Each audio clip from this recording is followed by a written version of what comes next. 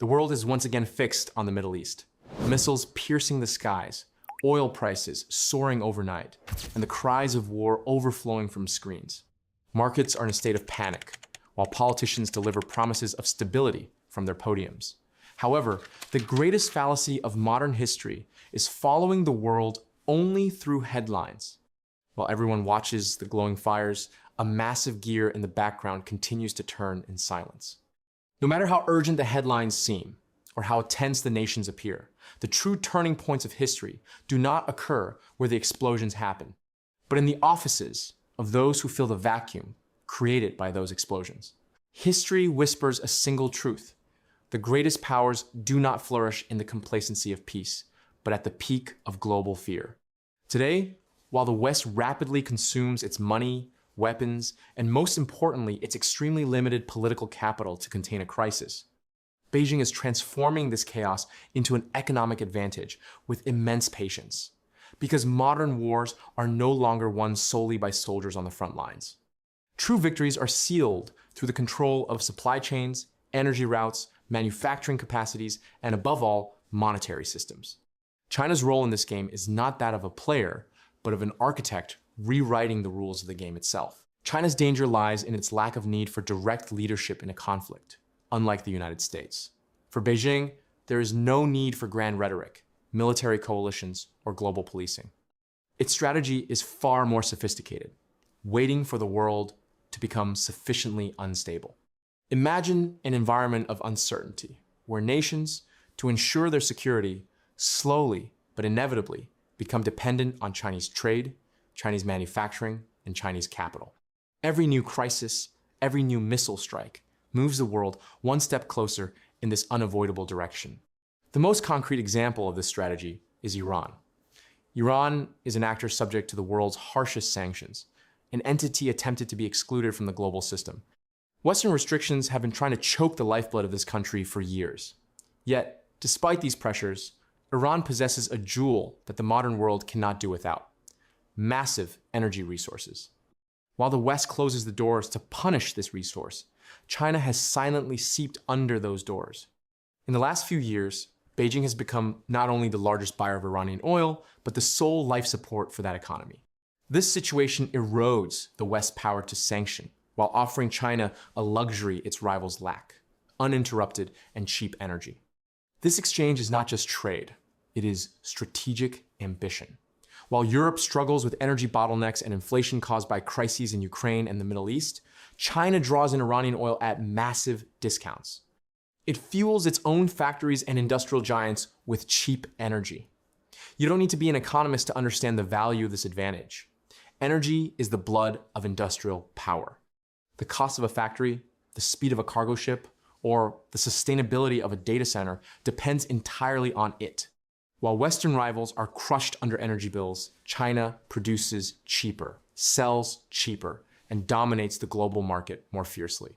Cheap energy is the most powerful fuel for China's global manufacturing army. True balance of power is not measured by the number of aircraft carriers, but by how long the economy that builds those carriers can stay afloat. Many imagine global dominance through military might, nuclear warheads, or technological espionage. But history has proven repeatedly that military power is just a storefront. The real strength is economic endurance. When we flip through history books, we see that even the most magnificent empires collapsed through economic exhaustion rather than military defeat. The Roman Empire collapsed not because of its legions, but because it lost its trade routes and could not maintain the value of its currency. The Spanish Empire, despite tons of silver from the Americas, disappeared from the stage of history because it failed to establish a production economy and surrendered to uncontrolled inflation. The British Empire could have maintained its dominance on the seas, but the sun began to set the moment it fell behind Germany and America in industrial competition. The Soviet Union possessed thousands of nuclear warheads, but dissolved without a single bullet being fired because of a clunky economy that couldn't provide basic necessities to its people. China, today, acts like a student who has memorized these great lessons of history. It is building a new power model, moving silently but deeply, based on manufacturing, infrastructure, and economic dependency. As tensions rise, global markets tremble.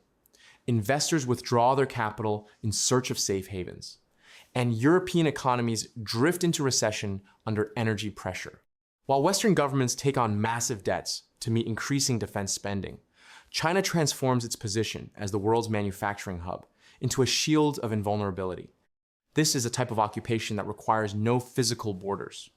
Today, even nations that direct the harshest political criticism at Beijing know that if they woke up one morning without raw materials, electronic parts, or industrial supplies from China, their economies could not function for a single day. Everything from our smartphones to medical devices, from renewable energy panels to defense industry components, passes through Chinese factories. Occupying a country by sending troops to its lands is difficult, costly, and creates great social resistance. However, making that country dependent on you provides a power far more effective and permanent than controlling armies.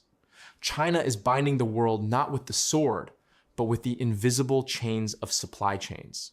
While America acts as the policeman, China assumes the role of the world's factory manager and banker. The biggest difference between the Western world and China is the perception of time. Western democracies live within election cycles. A leader's horizon is usually 4 or 8 years. Winning the next election takes precedence over long-term strategic depth. Short-term populist steps can overshadow long-term state interests. However, China thinks in decades, even centuries. The plans of the Communist Party target intergenerational transitions. China's Belt and Road Initiative is the most magnificent work of this long-term thinking. This project is not just about building roads and bridges. It is about redrawing the trade map of the 21st century with Beijing at its center. From ports in Pakistan to mines in Africa, from railways in the heart of Europe to power plants in Latin America, every investment expands China's sphere of influence. Many developing nations prefer China's apolitical and fast money over the political reforms imposed by the West. However, the price of this money is long-term economic dependency. By taking over the strategic assets of countries it has indebted, China builds a global fortress without firing a single bullet. The new stage of geopolitical competition is artificial intelligence and advanced technology manufacturing. China is no longer just a country producing cheap toys or textiles. It is competing head-to-head with the West in semiconductors, quantum computers, and electric vehicles.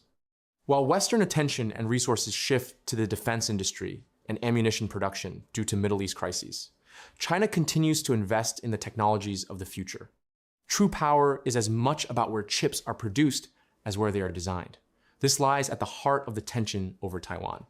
If China can gain complete control over the center of global chip production, it means holding the technological switch of the world. Although the West is aware of this danger, it has largely lost its manufacturing muscles due to decades of outsourcing. Bringing factories back will be a process of years, but China is already the owner of those factories. In conclusion, this latest fire in the Middle East is not just a regional conflict. It is the signal flare of a massive tectonic shift in the global economy. The world is evolving from a Pax Americana structure centered around a single dominant power to a multipolar and uncertain order where rival systems clash. In this new world, it is not those who are loudest or those with the most weapons who will survive. It is those who are most resilient, most productive, and most patient. China is watching a scenario where its rivals exhaust themselves with their own hands.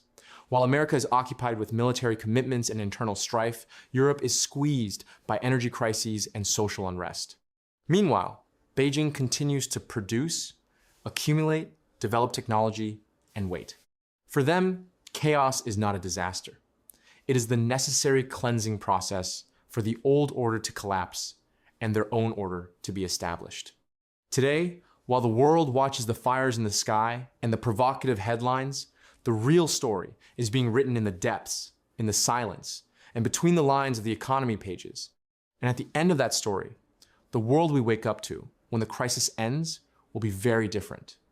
The center of power may be shifting from west to east, from Washington to Beijing, from the dollar to the yuan.